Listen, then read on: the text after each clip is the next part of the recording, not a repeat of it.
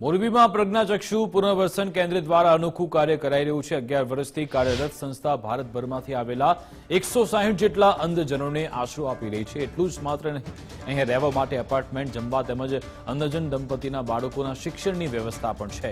ઉપરાંત અંધજનો સ્વમાનથી જીવી શકે તે માટે રોજગાર પણ મળી રહે તે માટે વ્યવસ્થા પણ છે। સંસ્થા અહીંયા તમામ પ્રકારની ટ્રેનિંગ આપે છે, જેને જે કામ આવડતું હોય તે પ્રકારની રોજગારી પણ આપે છે। સિરામિક, ઘડિયાળ જેવા અલગ અલગ ઉદ્યોગમાં અહીંયાથી અંધજનો નોકરી પણ જાય છે। અંધજનોને સ્વમાન ભરી જિંદગી મળી શકે તે માટે દાતાઓએ આગળ આવી સંસ્થાને મદદ કરે તેવી પણ સંચાલકોએ અપીલ કરી છે। અહીંયા હું સવારે મારે 3:30 વાગે રસોડું ચાલુ થઈ જાય છે। 3:30 વાગે મેં ઉઠીને અમારા સ્ટાફ ભેગી હું પણ સાથે જાઉં છું। રોટલી લુવા બનાવું, રોટલી ચોપડું, એ લોકોને હેલ્પ કરું છું। અને 5:15 થાય એટલે ચા નાસ્તો એ લોકોને આપીએ છીએ છોકરાઓને।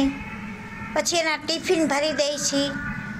પછી એ લોકો સવારે 7 વાગે બસ અમારી મૂકી આવે છે, વાહન કંપની પણ મૂકી આવે અને સાંજે લાવે છે પાછા। મોરબી ખાતે જે અંધજનોના પુનર્વસનનું કામ થાય છે એ આખા ભારતમાં નહીં પણ આખા વિશ્વમાં પહેલું કામ થતું હશે એવું મને લાગી રહ્યું છે। કારણ કે એજ્યુકેશન ઘણી સંસ્થાઓ આપે છે, એજ્યુકેશન પછીનું શું એ કોઈ સંસ્થા વિચારતી નથી। જ્યારે આપણી સંસ્થા અંધજનોના એજ્યુકેશન પછી મેઇન પાયો શું હોય છે કે રોજગારી હોય છે, એ કોઈ અંધજનો માટે આપતું નથી।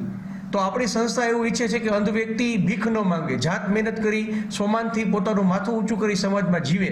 એટલા માટે આપણી સંસ્થા છેલ્લા 11 વર્ષથી મોરબીના લક્ષ્મીનગર ગામ ખાતે અંધજનોના રોજગારી અને પુનર્વસનનું કામ કરી રહી છે।